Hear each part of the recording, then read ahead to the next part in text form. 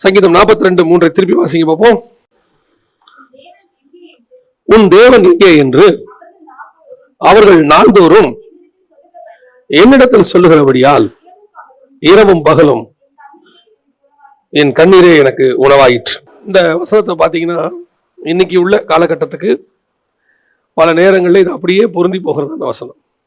பல நேரத்தில் இது மற்றவங்க நம்மளை கேட்குறாங்களோ இல்லையோ, நமக்கே கூட என்ன வருது, ஒரு கேள்வி வருது. விசுவாசிக்கிறோம், எல்லாம் செய்கிறோம், ஆனால் நடக்கிற சூழ்நிலைகள், சம்பவங்கள், நடக்கிற காரியங்கள் எல்லாம் பார்க்கும்போது நமக்கே என்ன தோணுது, நம்முடைய ஆண்டவர் எங்கே, நம்ம ஆண்டவர் என்னதான் பண்றாரு. அந்த எங்கே நிறைய அர்த்தம் இருக்கு.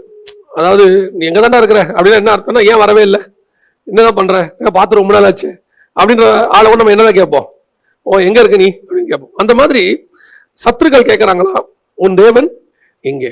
எனக்கு சமீபத்தில் ஒரு சகோதரன் இடத்துல பேசிட்டு இருக்கும்போது ஒரு வார்த்தை சொன்னாங்க. இந்த மாதிரி நடக்கிற சம்பவங்கள்லாம் பார்த்துட்டு, மக்கள் இப்படி சாகிறத பார்த்துட்டு, ஏன் ஆண்டவர் இப்படி எல்லாம் பண்றாரு அப்படின்னாங்க. எனக்கு அந்த கேள்வி ரொம்ப வித்தியாசமா இருந்துச்சு. ஆண்டவர் இப்படி பண்றாரா அப்படின்னு சொல்லி. ரெண்டாவது இன்னும் 2 நாள் கழிச்சு ஒரு சகோதரன் பேசும்போது, என்னென்ன ஆண்டவர் இவ்வளோ கோபமா இருக்காரு, இப்படி போட்டு ஜனங்களை வாதிக்கப்படுறாங்க அப்படின்னு எனக்கு கொஞ்சம் கோபம் வந்துருச்சு. ஏன்னா இந்த வாதைக்கும் ஆண்டவருக்கும் என்ன சம்பந்தம், நடந்துகிட்டு இருக்கிற வாதைக்கும் ஆண்டவருக்கும் என்ன சம்பந்தம்? இது ஆண்டவர் ஏற்படுத்தினதா, இல்ல ஆண்டவர் தான் வைரஸ் உருவாக்குனாரா, இல்ல ஆண்டவர் தான் ஆக்சிஜன் கிடைக்க கூடாதபடிக்கு பண்ணாரா? இதுல தேவனுக்கும் இந்த பேண்டமிக்கு என்ன சம்பந்தம்? தேவன் இந்த பேண்டமிக்ல நம்மள பாதுகாத்துக்கிட்டு தான் இருக்கிறார், இன்ன வரைக்கும் கிருபையா நடத்திக்கிட்டு தான் இருக்கிறாரு. நடக்கிறது அதுதான் நடக்குது. இந்த பேண்டமிக், அதாவது இந்த வைரஸுக்கு ஆண்டவர் காரணம் இல்லை. நிறைய பேர் என்னமோ ஆண்டவர் தான் கொல்ற மாதிரி பேசுறாங்க. தேவனை அறியாதவங்க பேசினா பரவாயில்ல, தேவ ஜனங்களே கூட பேசும்போது வாயின் வார்த்தை ரொம்ப கேர்ஃபுல்லா இருக்கணும். ஆண்டவர் ஏன் இவ்வளவு கோபமா இருக்கிறாரு? ஆண்டவர் கோபமா இருக்கிறாருன்னு என்ன அர்த்தம்? அவர் உங்களுக்கு கொத்து கொத்தா சாகடிக்கிறாருன்னு அர்த்தமா? நல்லா தெரிஞ்சுக்கொள்ளுங்க. தேவன் ஒரு காலகட்டம் வரைக்கும் ஒரு பிள்ளை கையை பிடிச்சிக்கிட்டே இருப்பாங்க, அது திமிரிக்கிட்டே இருக்கும். ஒரு லிமிட்டுக்கு மேல நம்ம என்ன செய்வோம், சரி போ அப்படின்னு விடுவோம். போய் தான் பாரு, நம்ம சொல்லுவோம் அந்த பக்கம் போகாத, இப்படி போன அந்த பக்கம் அடி விடும், அங்க பள்ளம் இருக்கு, வேணாம், வண்டியெல்லாம் வந்துகிட்டு இருக்குன்னு சொல்லுவோம். இல்ல ஊனு கத்தும் போது ஒரு லெவல்ல அந்த தகப்பன் என்ன செய்யறாரு, கையை விட்டு பாக்குறாரு, சரி நீ தான் போ. அது போய் கீழே விழுந்து எந்திரிச்சு வரும்போது தான் தெரியுது தகப்பன் சொன்னது எவ்வளவு கரெக்ட்னு. இப்ப தேவன் தன்னுடைய கையை விட்டுருக்கிறார், அவர்தான் தன்னுடைய பாதுகாப்பு கரத்தை கொஞ்சம் விலக்கி இருக்கிறார். அது கூட எல்லாருக்கும் இல்லை. யார் யாரெல்லாம் அவருடைய பாதுகாப்பை உணர்கிறார்களோ, அவரை விசுவாசிக்கிறார்களோ, அவருடைய வார்த்தைக்கு கீழ்ப்படிந்து உண்மையாய் நடக்கிறார்களோ, அவர்களுக்கு இதுல பாதுகாப்பு இருக்கத்தான் செய்கிறது. தேவன் அதில் கைவிடல யாரையும். இன்னும் சொல்ல போனால் பாதிக்கப்பட்டும் ஒருவேளை திருப்பி மனம் திரும்பி ஆண்டவர்கிட்ட வந்தவங்களை இதே வியாதியிலிருந்து குணமாக்கி ஆண்டவர் கொண்டு வந்திருக்கிறார். எந்த இடத்துல நீங்க ஆண்டவரை இதுல குற்றப்படுத்துறீங்கன்னா எனக்கு தெரியல. நிறைய பேர் பேசும்போது ஆண்டவரை குற்றப்படுத்துறாங்க. இதுல என்ன, இதுல பாருங்க, செய்யறதெல்லாம் இவங்க செஞ்சுட்டு ஆண்டவர் அழகா இந்த பூமியை கொடுத்தாரு. இந்த பூமியை நாசம் பண்ணது மனுஷன். இந்த 6000 வருஷமா என்னென்னலாம் செய்யக்கூடாதோ எல்லாத்தையும் செஞ்சாச்சு. பூமியானது கொடுமையினால் நிறைந்திருக்கிறது, சீர்கேடா இருக்கு. எதெல்லாம் ஆண்டவர் அழகா கொடுத்தாரோ எல்லாத்தையும் மாத்தியாச்சு. இப்ப திருப்பி அதனால வரக்கூடிய விளைவுகள் இது. அந்த விளைவுகள் வரும்போது திருப்பி பழி தூக்கி யார் மேல போடுறது? திருப்பி ஆண்டவர் மேல போடுறது. இதெல்லாம் பேசுறது யாருன்னு தேவ ஜனங்கள். இது எதனால இப்படி பேசுறாங்கன்னு எனக்கு தெரியல. அப்ப எனக்கு ஆண்டவர் சில காரியங்களை இந்த பைபிள்ல வாசிக்கும் போது சில நேரங்களில் கர்த்தர் எப்படி இருக்கிறாரு நம்ம வாசிக்கிறோம்ல, கண்டும் காணாதவரை போல இருக்கிறார் அப்படிலாம் நினைக்கிறோம்ல. பல நேரங்களில் தேவனுடைய செயல்பாடுகள் நமக்கு புரியாமல் இருக்கும். எல்லாத்தையும் அவர் நமக்கு புரிய வைக்கணும்ன்ற அவசியம் அவருக்கு இல்ல. ஆனா ஒண்ணு, அந்த அவர் செய்கிற செயல்பாடுகளை புரிந்து கொள்ளுகிற அளவுக்கு நீங்களும் நானும் ஆவிக்குரிய வாழ்க்கையில என்ன செய்ய முடியும், வளர முடியும். கர்த்தர் என்ன செய்யறாரு, கர்த்தர் என்ன உணர்றாரு, கர்த்தர் இப்ப என்ன மனநிலையில் இருக்கிறாரு, அவரை புரிஞ்சுக்க முடியும். அதான் பைபிள்ல இருக்குது, அவரை அறிகிற அறிவின் மேன்மைக்காக. இன்னும் ஒரு படி மேல போய் பிதாவை அறிகிற அறிவுன்னு இருக்கு. படிப்படியா இயேசுவை அறிகிற அறிவுன்னு ஒண்ணு இருக்கு, அதை தாண்டி பிதாவை அறிகிற அறிவு. அப்ப அந்த இடத்துக்கு நம்ம போக முடியும். அவர் எல்லாத்தையும் நம்மகிட்ட சொல்லணும்ன்ற அவசியம் இல்ல. ஒரு வேலை இறங்கி சொல்றாருன்னா அவர் நம்ம மேல வச்ச கிருபை.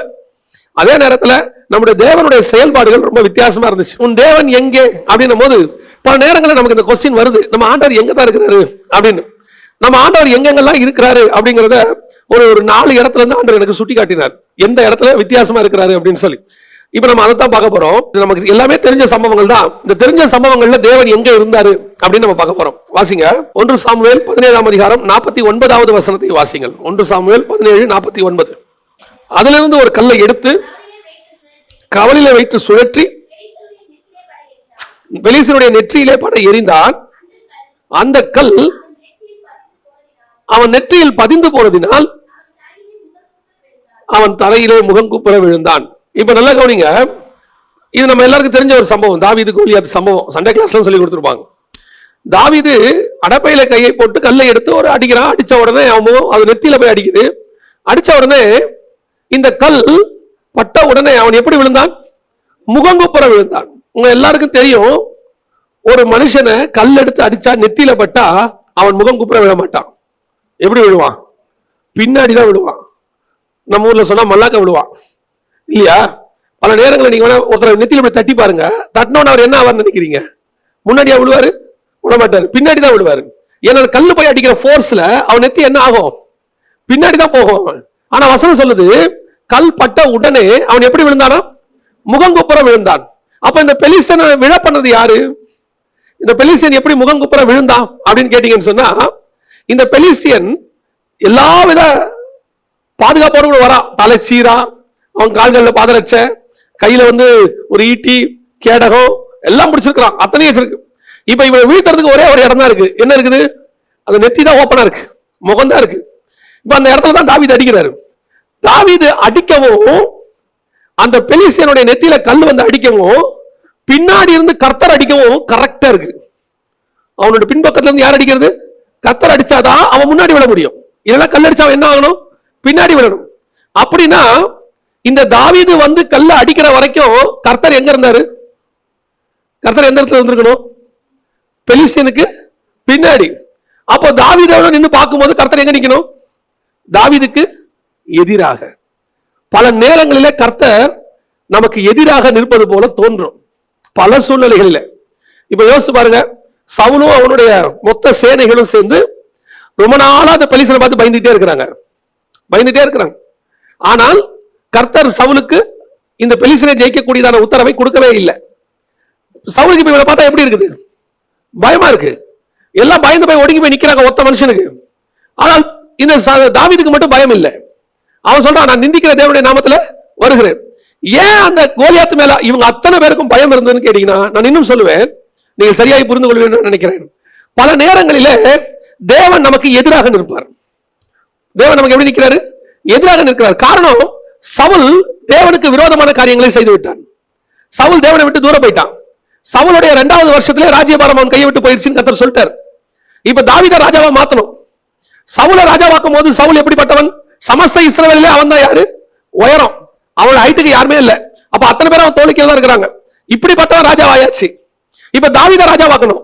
தாவீதை ராஜாவாக்கணும்னா சவுலை விட உயரமான ஒருத்தன் வந்தா தான் சவுல் பயப்படுவான். தாவீதை அவ்வளவு உயரம் ஆக்க முடியாது, ஆக்கிக்கிட்டே போக முடியாது. இப்ப தாவீதுக்கு அடுத்த ராஜா வரவன் தாவீதோட உயரமா? அப்படி போனா எங்க போயிடும்? எல்லாம் ஆளாளுக்கு 8 அடி 10 அடி 12 அடி போயிட்டே இருக்கணும். அதனால கர்த்தர் பார்த்தாரு, உன்னை விட ஒரு ராஜாவை உருவாக்க போறேன். ஆனா அவன் உன்னை விட குள்ளமா தான் இருப்பான். ஆனா அவன் ராஜாவாக்குற விதம் எப்படி இருக்கும் தெரியுமா? உன்னை விட உயரமாக இருக்கும். சவுலை விட உயரமான ஒரு எதிரியை கொண்டாடுறாரு. நான் படிச்ச வரைக்கும் இந்த கோலியாத்து வளர்ந்தது எதுக்காகனா, தாவீதை ராஜாவாக்குவதற்காகவே வளர்ந்திருக்கிறான். வேற எந்த யுத்தத்தில் அவன் ஜெயிச்சான்றதே எனக்கு தெரியாது. அது எதுவும் பைபிள்ல இல்லவே இல்லை. இத்தனை வருஷம் இந்த கோலியாத்து வளர்ந்ததுக்கு காரணம் என்னன்னா, தாவீதை ராஜாவாக்குவதற்கு. அதான் நான் சொல்வேன், நம்மை ராஜாவாக்குவதற்கென்றே கர்த்தர் சில எதிரிகளை வளர்த்து கொண்டே இருப்பார். அந்த எதிரியை வளர்க்கும் போது கர்த்தர் யார் கூட தான் நிற்பாரு?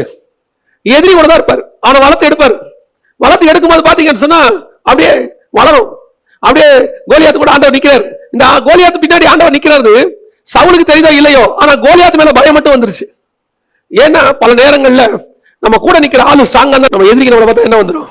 ஒரு பயம் வந்துடும். பாருங்க, சாதாரணமா ஒருத்தருக்கு ஒருத்தர் சண்டை வந்துச்சுன்னா நம்ம தைரியமா பேசுவோம். அதே கூட ஒரு எம்எல்ஏ நின்னாருன்னா ஆட்டோமேட்டிக்கா என்ன ஆயிரும்?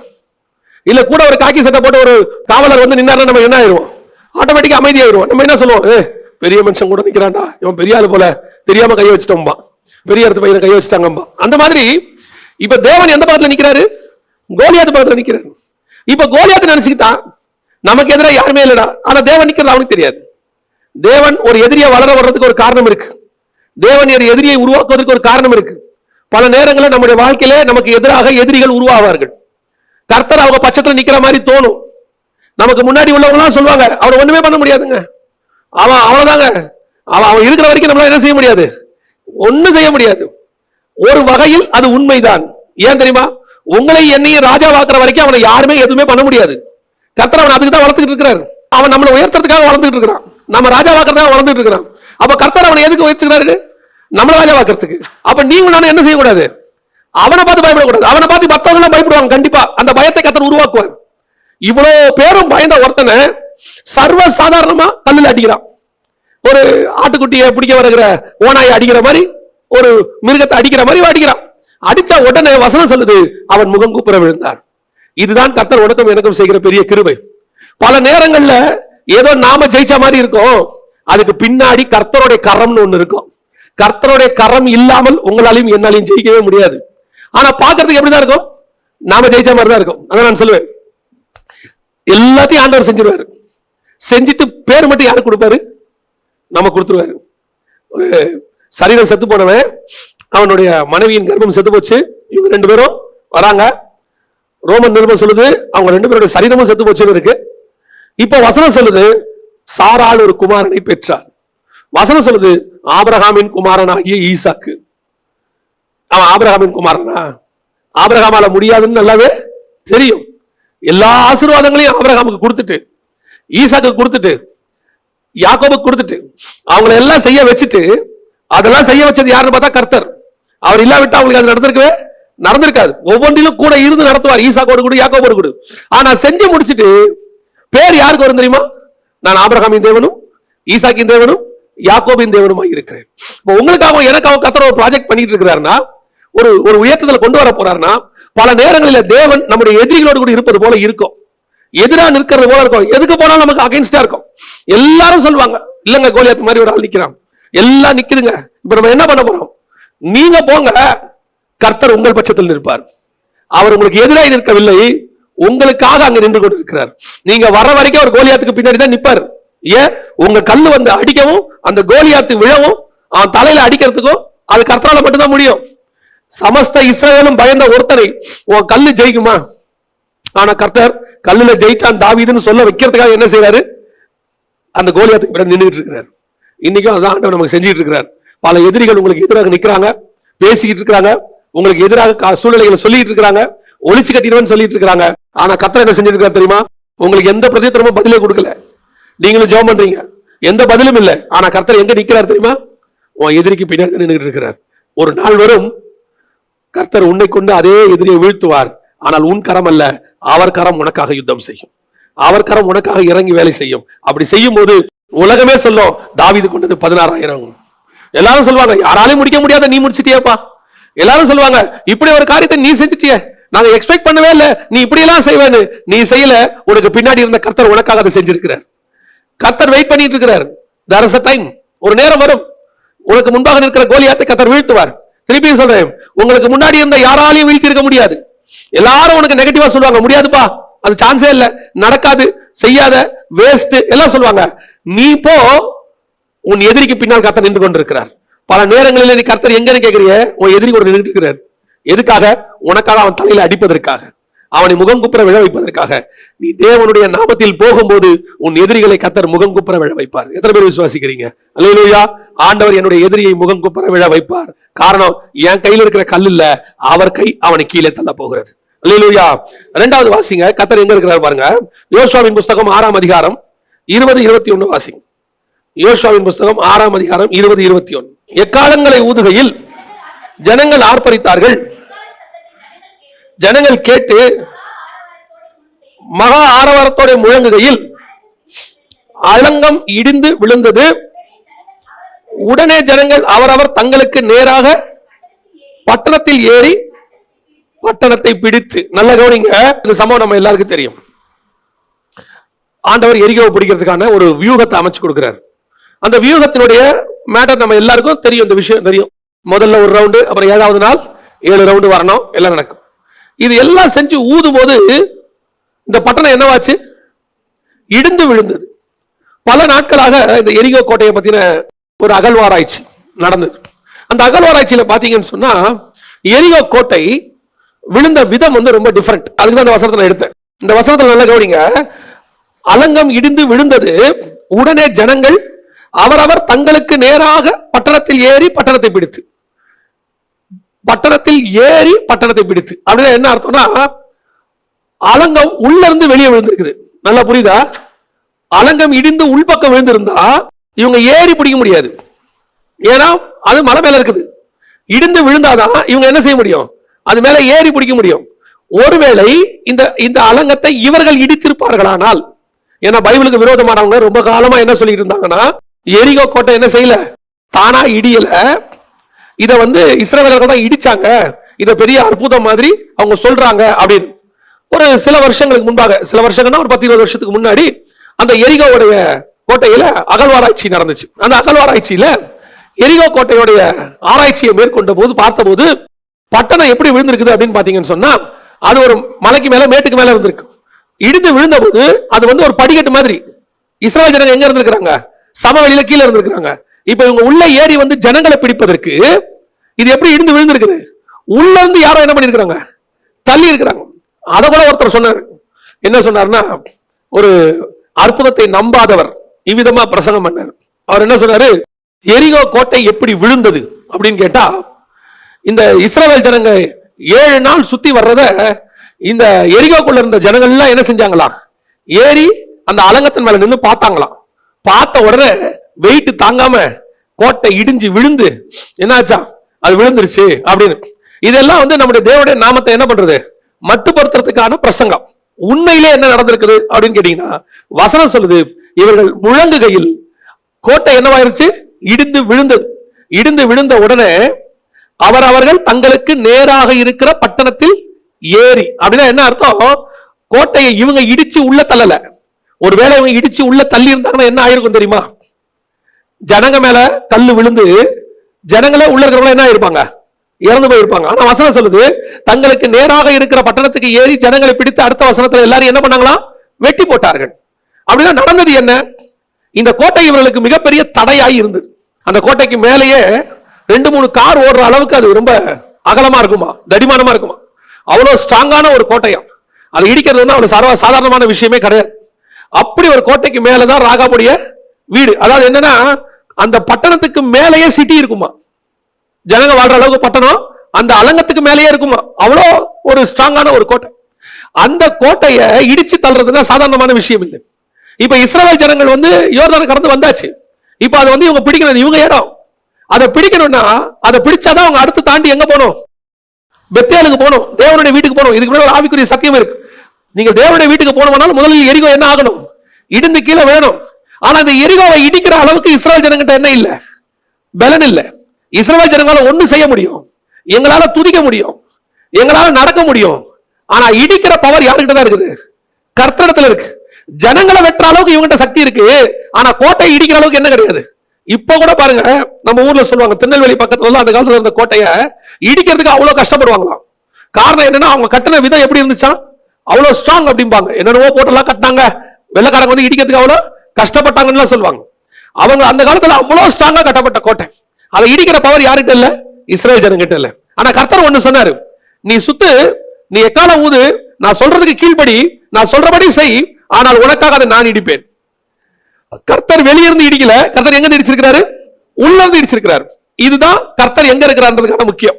இந்த 7 நாள் சுத்தம் போதும் எதிரிகள் என்ன கேட்டிருப்பாங்க, இஸ்ரவேல் ஜனங்களை பார்த்து, இவன் என்னடா பைத்தியக்கார மாதிரி என்ன பண்றாங்க, சுத்தி சுத்தி வராங்களே, இவங்க என்ன வாயில எக்காலத்தை வச்சு ஊதிட்டு நிக்கிறாங்க, சண்டைக்கு போறவன் யாராவது செய்வானா, வந்தமா சண்டை போட்டமான்னு இல்லாம அப்படின்னு கேட்டிருப்பாங்க. பல நேரங்கள்ல ஆண்டவர் நமக்கு சொல்ற விஷயங்கள்லாம் அப்படிதான் இருக்கும். ஏதாவது ஒரு பெரிய காரியத்தை கேட்கும்போது கர்த்தர் சொல்லுவாரு, போய் ஒரு 3 நாள் ஃபாஸ்டிங் போடும்பாரு. ஒருத்தன் சொல்லுவான், இல்ல எனக்கு ரொம்ப குஷ்டோகமா இருக்கு, என்ன செய்யணும், அந்த தண்ணியில போய் ஒரு 7 நாள் முங்கிட்டு வாப்பா. எங்க ஊர்ல தண்ணி இல்லையா முங்கிறதுக்கு, உன் ஊர்ல தண்ணி இருக்கு முங்கிறதுக்கு, குஷ்டோகமும் இருக்கு, ஆனா சுகமாக்குற தேவன் இங்க இருக்கிறாரு, அவர் வார்த்தைக்கு நீ கீழ்ப்படிஞ்சாதான் நடக்கும். பல நேரங்கள்ல இதுதான் கர்த்தர் நமக்கு சொல்றது. நமக்கு முன்பாக பல கோட்டைகள் அடைக்கப்பட்டிருக்கு, பல காரியங்கள் நமக்கு எதிராக இருக்கு, அதை இடிக்க முடியாது உங்களால. நிறைய பேர் இந்த சுயபலம் ஒண்ணு இருக்கு, இந்த சுயபலத்துல முயற்சி செஞ்சு செஞ்சு செஞ்சு அவங்களுக்கு என்ன சொன்னாலும் கேட்க மாட்டாங்க. அவங்க நான் சொல்றேன், சில ஆவிக்குரியவங்ககிட்டயே சொல்றேன், உட்காந்து பேசிக்கிட்டு இருப்பேன். பேசிக்கிட்டு இருக்கும்போது அவங்க வாயிலிருந்து வரக்கூடிய வார்த்தைகளை பாருங்களேன், தங்களை அறியாமலேயே பெருமையானவங்களை பேசிட்டே இருப்பாங்க. அவங்களுக்கே தெரியாது அவங்க பெருமையா பேசணும். எனக்கு ஆச்சரியமா இருக்கும். அவங்க சொல்லுவாங்க, பாஸ்டர் இந்த ஏரியாவில் நம்மளை மீறி யாருமே எதுவுமே செய்ய முடியாது பாஸ்டர், எல்லாம் சொல்லிட்டு கடைசியா சொல்லுவாங்க கர்த்தருடைய கிருபைம்பாங்க. அவங்க சொல்றதெல்லாம் அப்படிதான் இருக்கும். நம்ம நினைச்சோன்னா பாஸ்டர் நீங்க என்ன வேணாலும் செய்யலாம், நமக்கு நம்மளுடைய இது அப்படி அது இப்படி அப்படிம்பாங்க. நான் சொல்றேன், உங்களாலையும் என்னாலையும் ஒன்றும் செய்யக்கூடாது. தேவனுடைய கிருபை இருந்தால் மட்டுமே எல்லாம் செய்ய முடியும். எரிகோ கோட்டை கூட எவ்வளவு பெரிய கோட்டை, இடிக்க முடியாது, என்னால நடக்காது, உன் வாழ்க்கையில அவ்வளவுதான், முடிஞ்சு போச்சு எல்லாம் சொல்லியிருப்பாங்க. ஆனால் உனக்காக இடிக்கிறவர் அந்த கோட்டைக்குள்ள உட்கார்ந்து இருக்கிறாரு. அவர் உன் கூட இல்ல, அவர் உங்களுக்கு ஒரு வேலையை சொல்லிட்டு போயிட்டாரு. என்ன சொன்னாரு? நீ 7 நாள் சுத்தி வாண்டு போயிட்டாரு. நீ சுத்திட்டாரு. எத்தனை நாள் சுத்த? நீ சுத்துப்பா, நான் சொல்ற வரைக்கும் சுத்து. 7 நாள் சுத்த சொல்லதான் 7 நாள் சுத்து. ஒரு நாளைக்கு ஒரு தடவை சுத்த சொல்லதான் 1 தடவை சுத்து. ஒரு நாளைக்கு 7 தடவை சுத்த சொல்லனா 7 தடவை சுத்து. நான் என்ன சொன்னா அதை செய். கர்த்தர் உங்களுக்கு சொன்னதை செஞ்சுக்கிட்டே இருங்க. எப்ப நடக்கும்னு அவர் சொல்லுவார், அப்ப நடக்கும். பல நேரங்கள்ல இதான் நடக்குது. எனக்கு நடக்கல, அடைக்கப்பட்ட வாசல் எல்லாமே இப்படி இருக்கு. எனக்கு தெரிஞ்சு நான் ஆண்டவர்கிட்ட வந்து ஏறக்குறைய ஒரு 28-29 வருஷம் ஆகுது. இந்த 29 வருஷத்துல நான் ஆண்டவரை பார்த்த வரைக்கும் சொல்லுவேன், கர்த்தர் ஒன்னு சொல்லி அது ஃபெயிலியர் ஆனதே கிடையாது. கர்த்தர் ஒன்னு சொல்லிட்டாரு, அதன்படி நம்ம அப்படியே செய்யணும், அவ்வளவுதான். ஆனா அவர் நம்ம கிட்ட சொல்றது ரொம்ப சிம்பிளா இருக்கும். நமக்கு என்னன்னா, பெரிய காரியங்களை சொன்னா ஈஸியா செய்வோம். நீங்க புறஜாதியார பாருங்க, தங்களுடைய தேவன் ஏதாவது ஒண்ணு கஷ்டமானதை சொல்லும் போது அவங்க அந்த கஷ்டமானதை என்ன செய்யறாங்க? சிரத்தையா செய்வாங்க. அது உடம்ப கிழிச்சுக்கிறதோ, அது எது வேணா இருக்கும். இங்க இருந்து பல மைல் தூரம் நடந்து போறதோ, அல்லது வந்துட்டு தான தர்மத்தை பண்றதோ, எப்படியோ ஒண்ணு ரத்தம் வர அளவுக்கு கூட அவங்க என்ன செய்யறாங்க? எல்லாம் செய்யறாங்க. ஆனா தேவனுடைய ஜனங்கள், நமக்கு ஆண்டவர் சொல்றது எல்லாமே சிம்பிள், ரொம்ப சிம்பிள். 7 தடவை சுத்தி வா, ஒரு 3 நாள் உபவாசம் இரு. அதை விட ரொம்ப ஈஸியான ஒண்ணு சொல்லுவாரு, நீ சும்மா இருப்பாரு, நான் உனக்காக என்ன செய்வேன்? யுத்தம் செய்வேன், நீ என்ன செய்ய? சும்மா இரு. உங்களாலே என்னாலே அது மட்டும்தான் முடியாது. சும்மா இருன்னு சொன்னா சும்மா இருக்கிறது நம்மளால முடியாது. நம்ம போய் இருக்கிறத காம்ப்ளிகேட் பண்ணி விடுவோம். ஆண்டவர் சொல்வாரு, நீ எங்கேயும் போகாத, நானே பாத்துக்கிறேன் பாரு. நம்மளால தேடி போய் அங்க ஒரு ஆபீசரை தெரியும், அவரை பிடிச்சா வேலை நடக்கும், அங்க போய் அதை காம்ப்ளிகேட் பண்ணி எல்லாம் நடத்தி, அதான் நான் சொல்வேன், ஒரு விஷயத்தை கர்த்தர் சொன்னார்னா அது நடக்கும். அது எரிகோ கோட்டை மாதிரி இருக்கும், உள்ள போக முடியாம இருக்கும், சான்ஸே இல்லம்மா, அதுக்கு மேல அந்த பக்கம் மூவே ஆகாதும்மா. உனக்கே கவலை, அந்த பக்கத்துல உட்கார்ந்து இருக்கிற ஒரு உடைச்சி உனக்கு வழியை ஏற்படுத்தி உன்னை ஏற பிடிக்க வச்சு உன்னை உயர்த்துவதற்கு அவர் வல்லமையுள்ளவராக இருக்கிறார். நம்ம ஏன் கவலைப்படணும்? நம்மளுடைய பிரச்சனையே இதுதான். இல்லைங்க, இதுக்கப்புறம் இது நடக்க வாய்ப்பே இல்லைங்கம்பா. நடக்கும். ஏன் நடக்காது? சொன்னவர் சொல்லியும் செய்யாதிருப்பாரோ, வசனத்தும் நிறைவேற்றாதிருப்பாரோ. அவர் சொன்னார்னா நடக்கும். இன்னைக்கு தீர்மானம் எடுங்க, அவர் என்ன சொன்னாரோ அதை மட்டும் செய்யுங்க, அதை தாண்டி ஒன்னும் செய்யாதீங்க எக்ஸ்ட்ராவா. அவர் சொன்னபடி நீங்க செஞ்சு பாருங்க, உங்களுக்கு முன்னாடி இருக்கிற எரிகோ விழுதா இல்லையான்னு பாருங்க. நல்லா தெரிஞ்சுக்கொள்ளுங்க, எரிகோவை உங்களால வீழ்த்த முடியாது, என்னால முடியாது, நம்மளால முடியாது. எவ்வளவு பெரிய கவர்மெண்ட்ஸ், எவ்வளவு பெரிய அரசாங்கங்கள், இந்த அரசாங்கத்தை ஒண்ணுமே பண்ண முடியாதுன்னு உலக வரலாற்றுல படிச்சு பாருங்க. ஹிட்லர் மாதிரி கவர்மெண்ட் எல்லாம் சின்ன வயசா, ஹிட்லர் சாகர வயசுலாம் கிடையாது. ஹிட்லருக்கு ஒண்ணும் பண்ண முடியாது, உச்ச நிலைக்கு வந்துட்டார் ஹிட்லர். ஒரு நாளைக்கு லட்சக்கணக்கில் சாவடிக்கிறார். என்னடா பண்ணணும்? ஆண்டவர் சொல்றார், நீ ஜெபம் பண்ணு. உன் ஜெபம் ஹிட்லரை அவன் கையாலேயே சாவடிக்கும். ஹிட்லர் யாரும் கொல்ல முடியாது, ஆமா அவன் கையை கொல்லும். அவனை அந்த இடத்துக்கு அவனை நான் கொண்டு வருவேன். அதுதான் கர்த்தருடைய வேலை. கர்த்தர் ஒண்ணு முடியாதுன்னு உலகமே க்ளோஸ் ஆயிடுச்சுன்னா அதை இடிச்சு உனக்குன்னு கொண்டு வருவதற்கு அவர் வல்லமையுள்ளவராக இருக்கிறார். அவரை பொறுத்த வரைக்கும் எரிகோ முக்கியம் இல்ல, வெளியே இருக்கிற நீ நானும் தான் முக்கியம் அவருக்கு. நமக்காக கர்த்தர் எதையும் செய்வதற்கு வல்லமையுள்ளவராக இருக்கிறார். முதலாவது கர்த்தர் எதிரிகள் மத்தியில் இருந்தார். இரண்டாவது கர்த்தர் அடைக்கப்பட்ட இடத்துல இருந்தார். மூன்றாவது கர்த்தர் எங்க இருந்தார்? வாசிங்க, மார்க் சுவிசேஷம் 4ஆம் அதிகாரம் 38வது வசனத்தை வாசிங்க. மார்க் 4:38 வாசிங்க.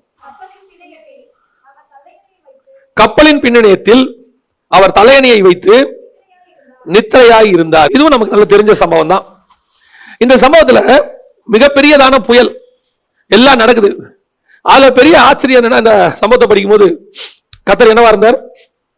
நித்திரையாய் இருந்தார். நான் ஏற்கனவே சொல்லியிருக்கிறேன், ஒரு சிலருடைய தூக்கம் பைபிள் ரொம்ப ஆச்சரியமா இருக்கும். இங்கெல்லாம் தூங்க முடியுமான்னு. ஒண்ணு யோனா. யோனா கடல் எப்படி இருக்குது? பயங்கர ஆக்ரோஷமா கொந்தளிக்குது. இவன் என்ன பண்ணிட்டு இருந்தான்? ரெண்டாவது பேதுரு எங்க தூங்கிட்டு இருந்தாரு? ஜெயிலுக்குள்ள 4 அடுக்கு பாதுகாப்பு போட்டிருக்காங்க. அவன் முழிச்சு பேதுருவையே பார்த்துக்கிட்டு இருக்கிறான். ஆனா அவன் மட்டும் என்ன பண்றான்? நிம்மதியா தூங்குறான். சில ஆட்களுக்கு அது ஒரு பெரிய கிருபை தெரியுமா? நம்மளை சுத்தி இருக்கிற அத்தனை பேரும் டென்ஷனா இருப்பான், அவன் மட்டும் தூங்கினே இருப்பான். அதே மாதிரி தான் இங்க இயேசுநாதர் தூங்குறது. இது ஒரு வித்தியாசமான இடம். இயேசு கப்பலின் பின்னணியத்தில் தூங்கி கொண்டிருந்தார். அதுவும் எப்படி தூங்கினாரா? தலையணையை வைத்து. அது பாருங்க, இயேசுநாதர் தலையணை கொண்டு போயிருப்பாரா? அவரே என்ன சொல்றாரு? மனுஷகுமாரனுக்கு தலை சாய்க்க இடம் இல்லைன்னு இருக்கு. அப்படி இருக்கும்போது இவர் போற இடத்துக்குலாம் தலையணையை கொண்டு போயிருப்பாரு. சிலர் அந்த ஏர் பிலோன்னு வச்சிருப்பான். போற இடத்துல காத்து ஊதி என்ன பண்றது? தலைக்கு வச்சுக்கிறது. இல்லைன்னா ஒரு சிலர் இப்ப நெக் பில்லவா நெக்குன்னு ஒன்று வாங்கியிருக்காங்க, இப்படி கழுத்துல வச்சு என்ன செய்யறது, தூங்குறது. அந்த மாதிரி இயேசுநாதர் தலை என்ன வச்சிருக்கிறாரு, தலைகாணி. கண்டிப்பா அவர் வாங்கினதா இருக்காது, யாரோ நம்ம ஒருத்தன் கொண்டு போயிருக்கிறான். சில ஆட்கள் இருக்கிறால இந்த பாஸ்டருக்கு நல்லது செய்யணும்னு சொல்லி, அந்த மாதிரி பாஸ்டர் தலைகாணி வச்சுங்க பாஸ்டர் அவர் நினைச்சிருப்பாரு, என்னையா தூங்க சொல்ற, நான் தூங்குறேன், நான் தூங்குனா நீ என்ன அவரை மட்டும் பாரு அப்படின்னு பார்த்துட்டார். நித்திரையா இருந்தார். நடக்குது என்ன தெரியுமா, கடல் கொந்தளிக்குது, அடிக்குது. இதுல ஸ்பெஷாலிட்டி ரொம்ப முக்கியமான இடம் என்னன்னா, இயேசுநாதர் படுக்க போனாரு, அந்த இடம் தான் ரொம்ப முக்கியம். இயேசு எங்க போய் படுத்தாரு, கப்பலின் பின்னணியத்தில். பின்னணி என்ன சொல்லுவாங்க அப்படின்னு கேட்டீங்கன்னா ஸ்டன் அப்படின்னு சொல்றாங்க. அதாவது the weakest part of the ship அப்படிம்பாங்க. கப்பலுடைய ரொம்ப பலவீனமான பகுதி. பலவீனம்னா என்ன, சும்மா கையில உடைக்கிறது அப்படி இல்ல.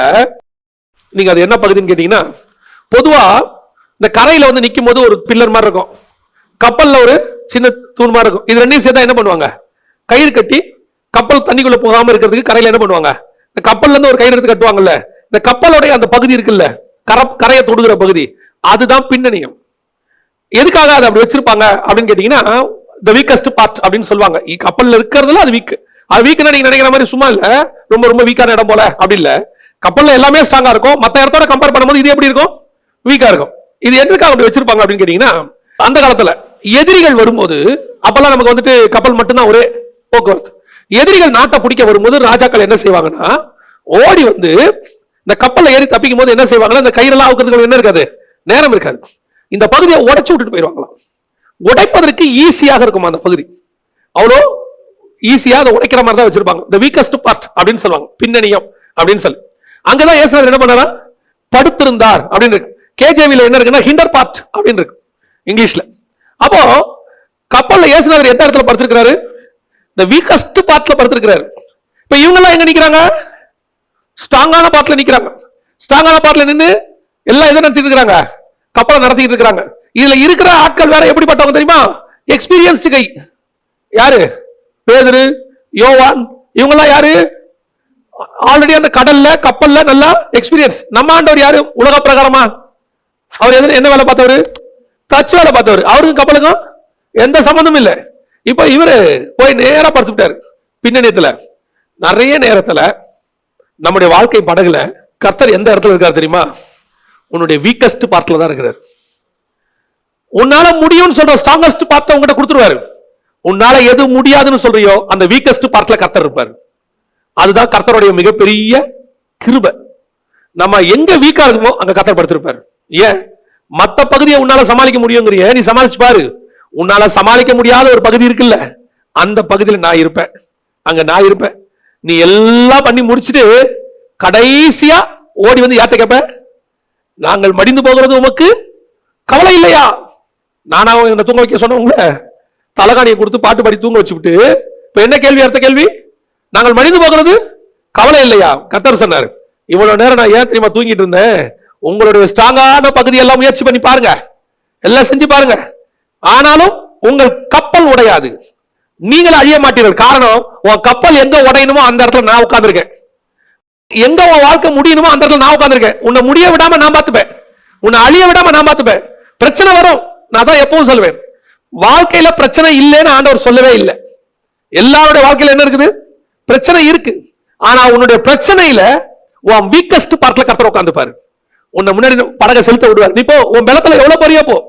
ஆனா அந்த பலத்துல போக போக போக கடைசியாய் ஒரு நாள் வரும், என்னால முடியல ஆண்டவரே, என்னால நடக்க முடியல ஆண்டவரே, என்னால இதுக்கு மேல படகை செலுத்த முடியல ஆண்டவரே, என்னால இதுக்கு மேல வாழ முடியல ஆண்டவரே, இதுக்கு மேல எனக்கு என்ன பண்றதுனே தெரியல ஆண்டவரே, நான் சாக போறேன் அப்படிங்கிற முடிவுக்கு நீ வருவேன். இதுக்கு மேல நான் வாழணுமா? அதான் அங்க சீசன் கேட்கறான், நாங்கள் மடிந்து போகிறது உங்களுக்கு கவலை இல்லையா? இதுக்கு மேல நாங்க சாகதாயா போறோம், இதுக்கு மேல இந்த போட்ல ஒண்ணுமே பண்ண முடியாது. கர்த்தர் சொல்றாரு, நேரா ஸ்ட்ராங்கான பார்ட்ல இருக்க நீயே இப்படி கவலைப்பட்டினா, உன்னுடைய வீக்கான பார்ட்ல நான் படுத்திருக்கிறேன். உன்னை கூட்டிட்டு வந்தது சாகடிக்கிறதுக்கு இல்ல, வாழ வைக்கிறதுக்கு. வந்த 12 பேரை செலக்ட் பண்ணி இத்தனை நாள் நடத்தி கொண்டு வந்து உங்களை அற்புத அடையாளங்கள்லாம் நடத்தி கொண்டு வந்தேன். எதுக்காக? சாகடிக்கிறதுக்கா? வாழ வைக்கிறதுக்கு. உங்களுக்கு ஒண்ணு மட்டும் நல்லா தெரியணும், நம்முடைய ஆண்டவர் உங்களை வேறு பிரிச்சது, உங்களுக்கு தேவையான கிருபைகளை கொடுத்தது, தாயின் கருவிலிருந்து தாங்கி கொண்டு வந்தது எதுக்காக? சாகடிக்கிறதுக்கா இல்ல, வாழ வைக்கிறதுக்கு. அந்த வாழ்க்கை படகுல சில புயல் வீசதான் செய்யும், சில நேரத்துல பிரச்சனை வரதான் செய்யும், சில நேரத்துல பிரச்சனை உச்சத்துக்கு போகதான் செய்யும். ஆனா ஒண்ணு மட்டும் தெரிஞ்சுக்கணும், என் போட்ல வீக்கான பார்ட்ல என்னுடைய ஆண்டவர் இருக்கிறார். இந்த போட்டு உடையாது, இந்த போட்டு பிரச்சனை வராது. நான் எப்பவும் சொல்லுவேன், குடும்ப வாழ்க்கையில பிரச்சனை வராம இருக்காது, பிரச்சனை வரும். எல்லார் வாழ்க்கையிலும் வரும், என் வாழ்க்கையில, எங்க குடும்ப வாழ்க்கையிலும் வரும், எல்லாருடைய வாழ்க்கையிலும் வரும். ஆனா ஒண்ணு மட்டும் நான் சொல்லுவேன், குடும்பத்துல பிரச்சனை வரும், ஆனால் குடும்பம் இல்லாமல் போகவே போகாது. காரணம், அந்த குடும்பத்தை நடத்துகிறவர் கர்த்தர். அங்க எங்க முடிய போது நம்ம நினைக்கிறோமோ அந்த இடத்துல கர்த்தர் நின்று நடத்திடுவார், திருப்பி கொண்டாந்துருவார். உனக்கு அந்த விசுவாசம் வேணும், அதான் வேணும். ஆண்டவர் சொல்றாரு, அற்ப விசுவாசிகளை ஏன் பயப்பட்டீர்கள்? உன் வீட்டு நீ நினைக்கிற இடத்துலயே நான் இருக்கிறேனே, நீ ஏன் ஸ்ட்ராங்கான இடத்துல உட்கார்ந்து இருக்கிறவன் இவ்வளவு அவிசுவாசமா இருக்கிற? தைரியமா சொல்லு, இந்த படகை நான் கிராஸ் பண்ணுவேன், இந்த கரையை நான் கிராஸ் பண்ணுவேன், இந்த கடலை நான் கிராஸ் பண்ணுவேன், என் விசுவாச போராட்டத்தை நான் போராடி முடிப்பேன். காரணம், என்னுடைய படகுல, என்னுடைய வீக்கான பகுதியில் என்னுடைய ஆண்டவர் இருக்கிறார். என்னை அவர் சாகடிக்க விட மாட்டார், என்னை அவர் கொல்ல விட மாட்டார். நான் அக்கறைக்கு கண்டிப்பாய் கடந்து போவேன். விசுவாசத்தோட சொல்லணும். அதுக்குதான் ஆண்டவர் நம்மளை வச்சிருக்கிறார். என்னுடைய வாழ்க்கையில எத்தனை சிச்சுவேஷன் அப்படி வந்திருக்கு. அது பினான்ஸ்ல வரும், இதுக்கு மேல ஒண்ணுமே பண்ண முடியாது, அவ்வளவுதான். என்ன செய்யறது? எதையாவது விற்கத்தான் வேணும் அப்படிங்கிற முடிவுக்கு வருவேன். சில சிச்சுவேஷன் வரும் தான், அப்படித்தான் வரும். புயல் வீசும், புயல் வீசாத கடல் கிடையாது, புயல் வீசும். ஆனா ஒண்ணு மட்டும் உனக்கு தெரிஞ்சுக்கணும், என்னுடைய வீக்கஸ்ட் பார்ட்ல, உடையிற இடத்துல, நான் முடியாதுன்னு சொல்ற இடத்துல, இதோட முடிஞ்சிச்சுன்னு சொல்ற இடத்துல என் தேவன் படுத்திருக்கிறார். அவர் எழுந்திருச்சாருன்னா எல்லாமே தானா அடங்கிடும். கப்பலும் உடையாது, கடலும் அடங்கிடும், நானும் பத்திரமா கரைக்கு போயிருவேன். அல்லேலூயா. இந்த விசுவாசம் நமக்கு வேணும்.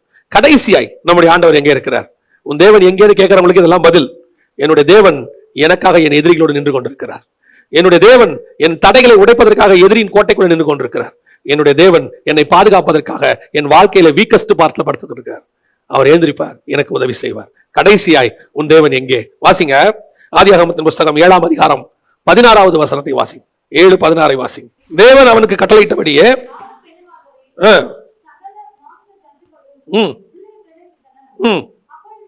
அப்பொழுது கர்த்தர் அவனை உள்ளே விட்டு கதவை அடைத்தார். வேலைக்குள்ள எல்லாத்தையும் ஏத்தியாச்சு, ஜோடு ஜோடா எல்லாம் ஏறிடுச்சு, எல்லாம் உள்ள போயாச்சு. நோவாவையும் உள்ள விட்டு என்ன பண்ணாரு?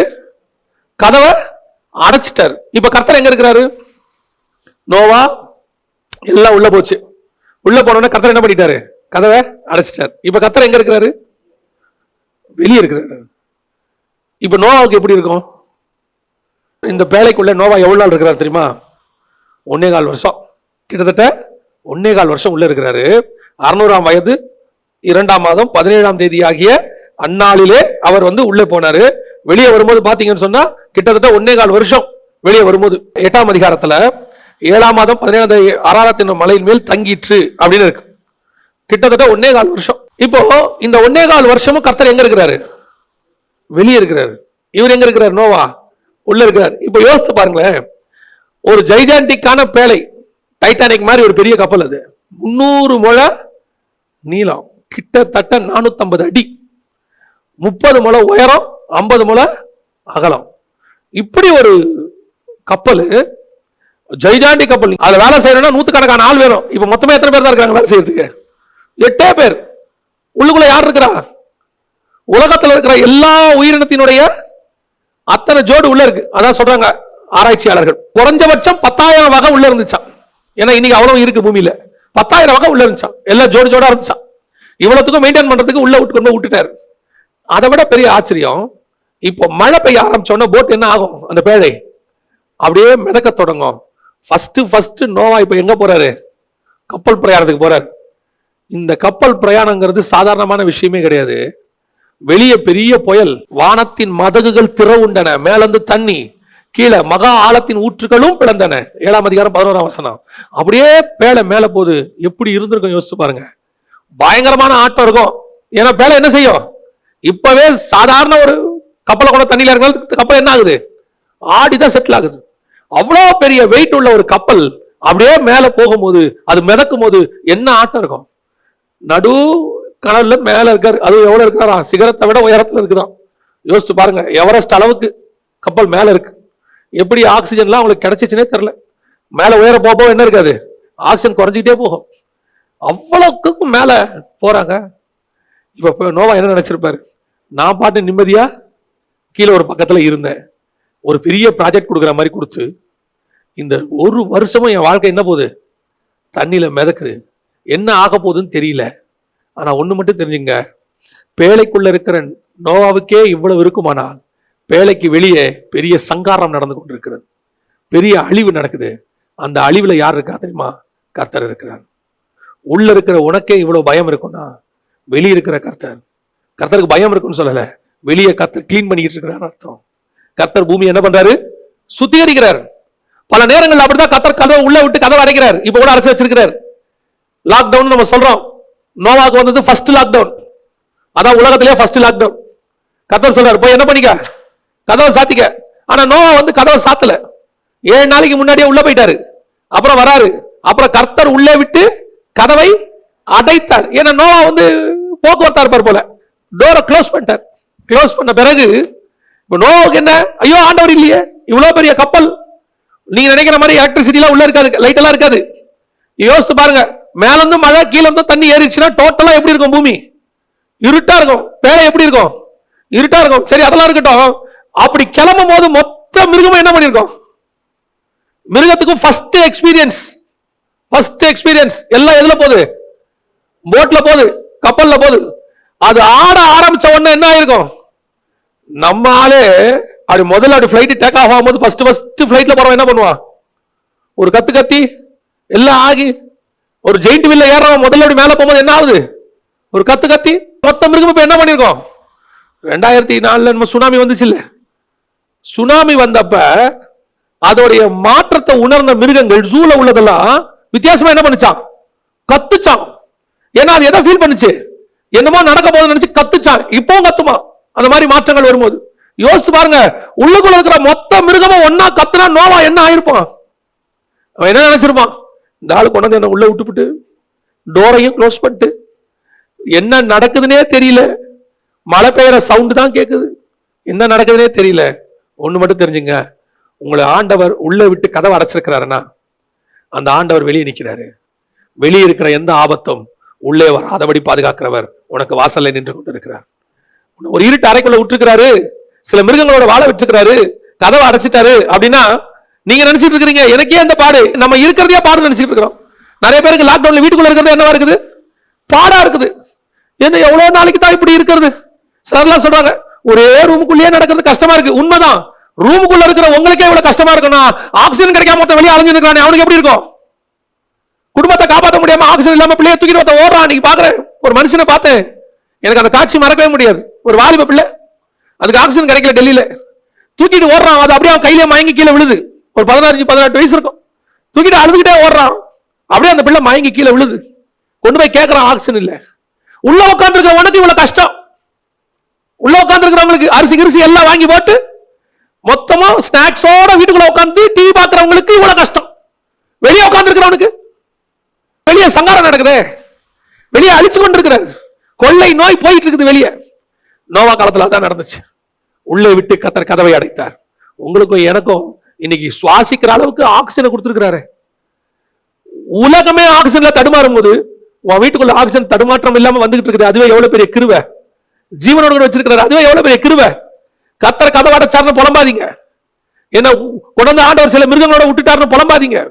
ஆண்டவர் சேஃப் பண்ணி தான் விட்டுருக்கிறாரு. நோவா உள்ள விடும் போதே தெளிவா சொல்றாரு, சாப்பாட்டுக்கு தேவையானதெல்லாம் உள்ள என்ன செய்ய எடுத்து வச்சுக்கோ, எல்லாம் வச்சுக்க. ஒண்ணு மட்டும் தெரிஞ்சுக்கொள்ளுங்க, நீ ஒருவேளை தண்ணிக்கு மேல போற மாதிரி இருக்கலாம், தத்தளிக்கிற மாதிரி இருக்கலாம், எதிர்காலம் என்னவா இருக்குமோன்னு தெரியாம இருக்கலாம், சுத்தி பார்த்தா வெறும் தண்ணியா இருக்கலாம், எதிர்காலமே இல்லைன்னு நினைக்கலாம். ஆனா ஒண்ணு மட்டும் நிச்சயம், உன்னை உள்ளே கொண்டு வந்து கதவை அடைத்தவர் மீண்டும் வெளியே கொண்டு வந்து வாழ வைக்கவும் வல்லமை உள்ள தேவனாகவே இருக்கிறார்.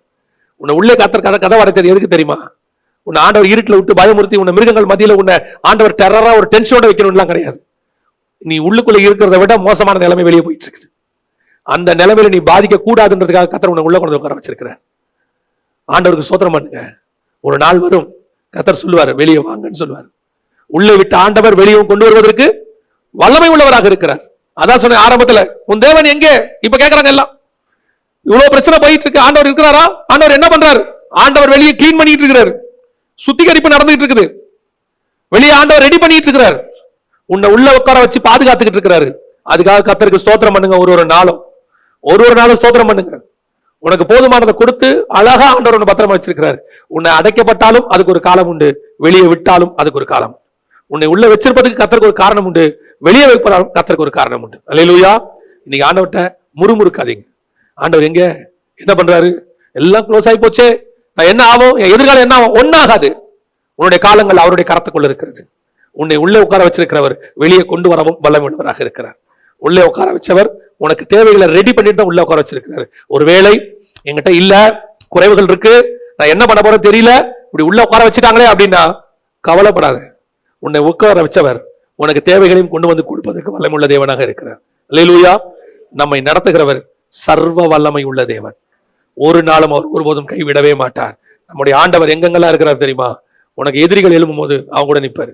ஏன்னா அவன் தலையில அடிச்சு கீழே தள்ளுறதுக்கு. உனக்கு அடைக்கப்பட்ட வாசல் இருக்கும்போது அதை உடைப்பதற்கு கர்த்தர் அந்த வாசலுக்கு அந்த பக்கத்தில் நிற்பார். உன்னுடைய வாழ்க்கையில புயல் வீசும் போது, உன் வாழ்க்கையில தருமாற்றம் வரும்போது உன் பலவீனமான பகுதியில கர்த்தர் இருக்கிறார்.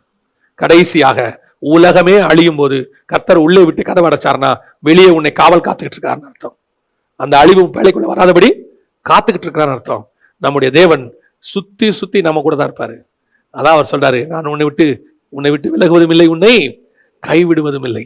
மோசே சொல்றாரு, கர்த்தரை இவ்வளவு சமீபமாய் பெற்ற வேறு ஜாதி அது. அந்த தேவன் இந்த சூழ்நிலையிலும் நம்மோடு கூட இருப்பார். இந்த அடைக்கப்பட்ட காலம் நினைக்காதீங்க, இன்னிலிருந்து நாளிலிருந்து ஸ்டார்ட் ஆகுதுன்னு நினைக்காதீங்க.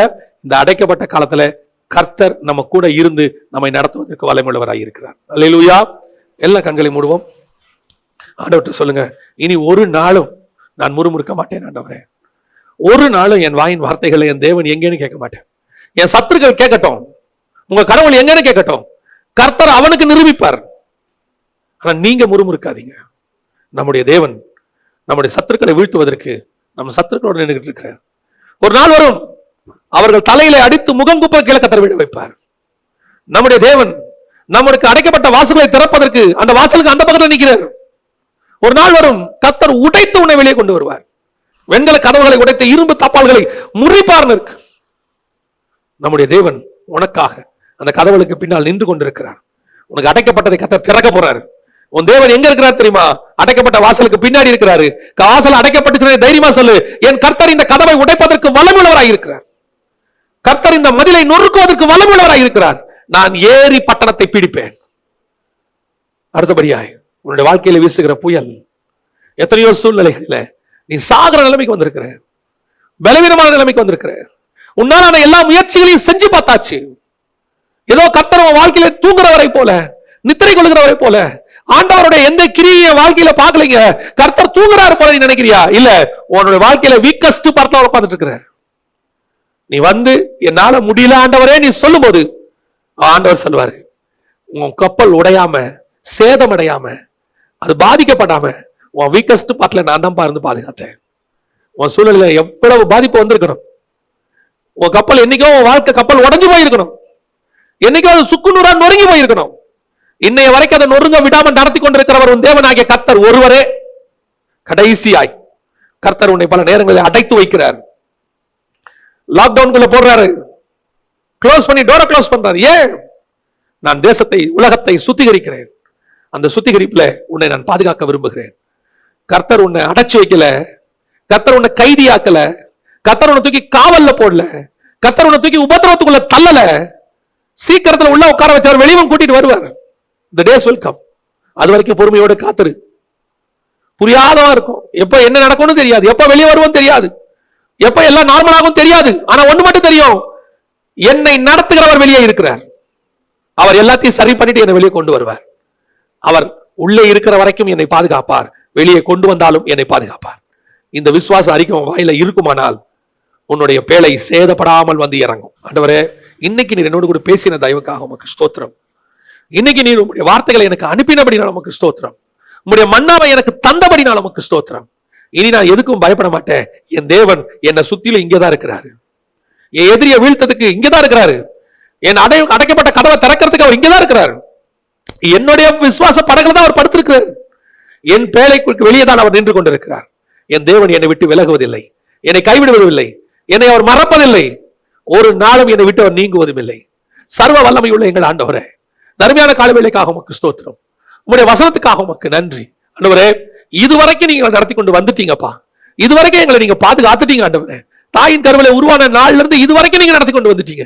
இனிமேலும் நீ நடத்துவதற்கு வல்லமையுள்ளவராக இருக்கிறீர். ஒரு நாளும் எங்களை கைவிடுகிற தேவனே அல்ல அப்பா. எங்களுடைய பேழை ஒரு நாளும் அழியாது, எங்களுடைய படகு ஒரு நாளும் ஒழியாது. எங்களை பத்திரமாய் பிரயாணத்துல முடிவு பரியந்த நடத்த நீர் வல்லமையுள்ளவராய் இருக்கிறீர். ஒவ்வொருத்தரையும் நடத்த போற தயவுக்காய் ஸ்தோத்திரம். மகிமையுள்ள கரத்துல தாழ்த்துகிறோம் எங்கள் ஆண்டவர் இயேசுவின் நாமத்தில் பிதாவே.